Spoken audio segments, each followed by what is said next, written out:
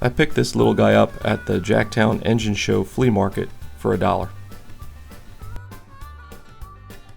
Here's what the hammer looked like after I soaked it in Evaporust overnight and rinsed it with tap water.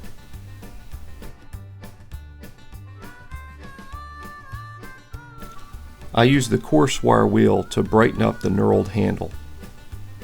I find that I have to get the angle I hold the tool just right to best clean up the knurling. I decided to put the hammer in my drill press to clean up the shaft.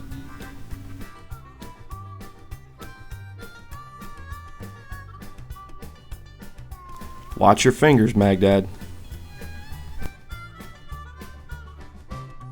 I used a file to smooth out the head. I carefully worked the file over the round sections. I didn't want to create any flat spots. The half-round side of the small file was handy for smoothing out the machining marks on these tough-to-reach inside radiuses. Here's how the hammerhead looked after filing.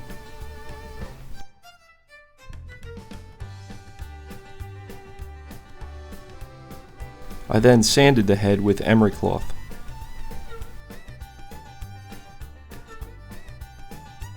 I used a dowel stick to help me sand the inside radiuses. I had to switch to a smaller diameter dowel stick for this section. Here's the hammerhead sanded down to 320 grit. It was time to switch to wet and dry paper. I started with 400 grit and sanded down to 1000 grit using WD-40 as my lubricant. It was pretty shiny, but I thought I could do better. Yes, it was time to flitz.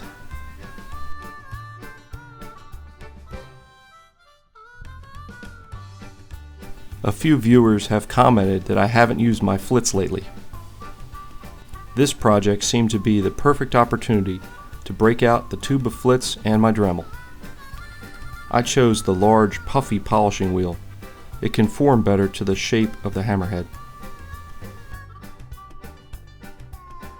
Check out the transformation.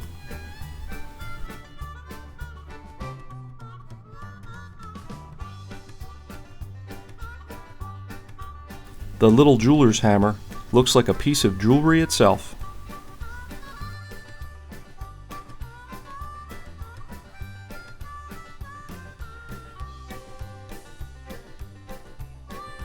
This was a fun project for me.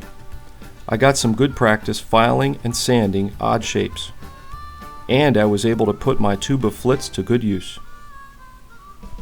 I hope you enjoyed the video. Thanks for watching.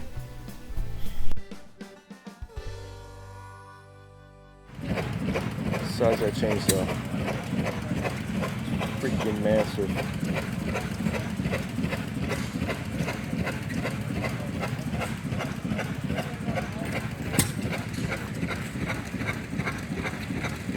I'm not sure which end I'd want to be on. I'd choose the motor end. The blade end's easier to drop and run though. Yeah. The size of those things. Holy smokes.